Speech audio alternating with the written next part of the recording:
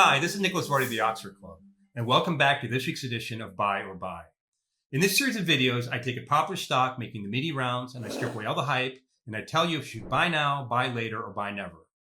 Today, I want to discuss a highly controversial company, MicroStrategy Incorporated, ticker symbol MSTR, a Virginia-based business software company. Except that MicroStrategy isn't about business software at all. It's all about its maniacal founder and Bitcoin bull, Michael Saylor, who has bet the fate of the company on a single asset, Bitcoin. So who is Michael Saylor?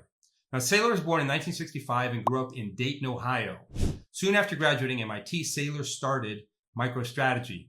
The company developed software that helped businesses figure out who was buying their products. Now, even then, Saylor spoke of MicroStrategy's mission in messianic terms. We're purging ignorance from the planet, Saylor said. We are on a crusade for intelligence. Saylor promised to make information free like running water. Now, when I hear talk like that, I run as fast as I can in the opposite direction. MicroStrategy went public on the 11th of June, 1998 at $12. As MicroStrategy's shares soared to a peak of 3,300, Saylor's personal net worth hit $13.6 billion. Then it all came tumbling down. On March 20th, 2000, a few days after the NASDAQ peaked, MicroStrategy admitted it had overstated its earnings for the previous 2 years. That day, Saylor also made history. In 6 hours, his net worth dropped by $6.1 billion. Never before had anyone lost so much money in such a short time. In 2001, Fortune magazine published a list of the top losers of the tech bubble. Michael Saylor was ranked number 1 with a whopping $13.53 billion loss. Now, luckily for Saylor, America is a land of short memories and second chances. And Saylor's using that second chance to lose his investors billions more.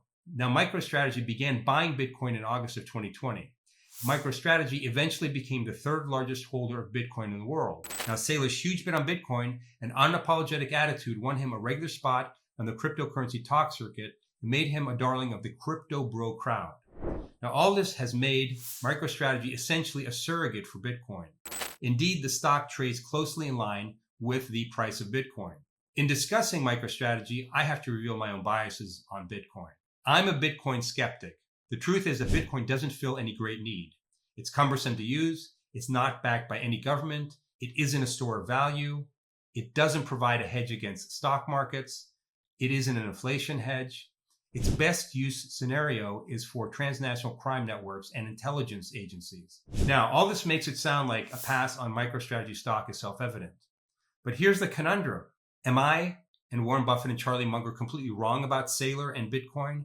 Is Saylor right to say that you should mortgage your house and sell your family's business to buy Bitcoin? Or is MicroStrategy destined for the same kind of collapse I predicted for meme stocks like AMC? Let me set out the bullish case for MicroStrategy as the best I can. As Bill Gates observed, digital assets are 100% based on the greater fool theory. Investors can make money on worthless and overvalued assets as long as people are willing to bid them higher. In fact, Bitcoin's volatility, and by extension, MicroStrategy's volatility, is its greatest asset.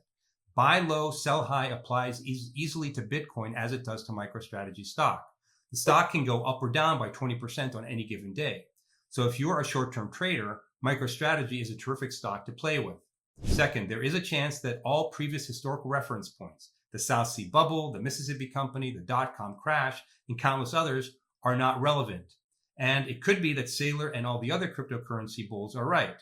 It could be that this time, for the first time since northern Italian cities established banks in the Renaissance, that this time is actually different, and lasting value can be created out of thin air. Third, MicroStrategy stock is driven purely by market sentiment. If the manic depressive Mr. Market enters one of his euphoric phases and risk on assets come back into favor, you could see Bitcoin and by extension MicroStrategy rally. Now let me set out the bear case for MicroStrategy, which is a lot easier for me than the bull case. First, I believe that Bitcoin and by extension MicroStrategy stock is inherently worthless. It is simply yet another example in the long history of game-changing technologies that have become objects of speculation. Second, regulators are clamping down on Bitcoin across the globe. Those who think that the government won't regulate Bitcoin are at best naive and at worst complete charlatans.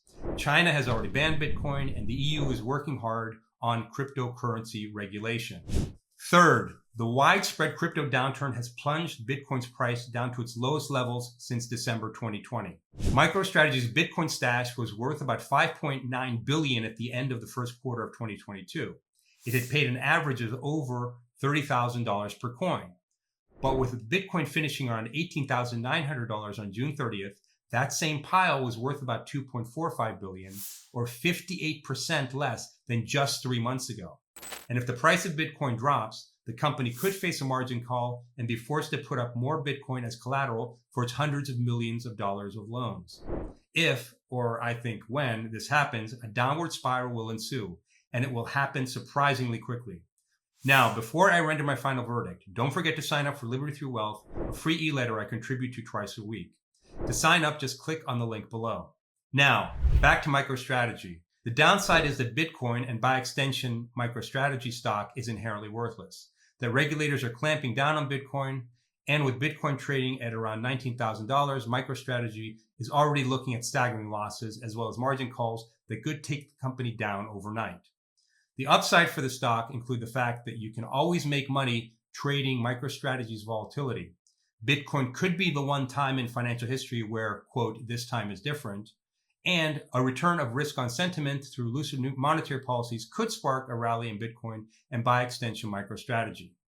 So what's my final verdict? I believe that MicroStrategy is a buy, as in BYE, particularly for long-term investors. Echoing its fate at the tail of the dot-com boom, I believe MicroStrategy stock will once again approach zero. MicroStrategy investors, like those in Bitcoin, will have lost billions. So stay away from MicroStrategy. If you do hold MicroStrategy stock, sell the stock on any rally. Now, I hope you enjoyed this episode of Buy or Buy. If so, please hit the like button below.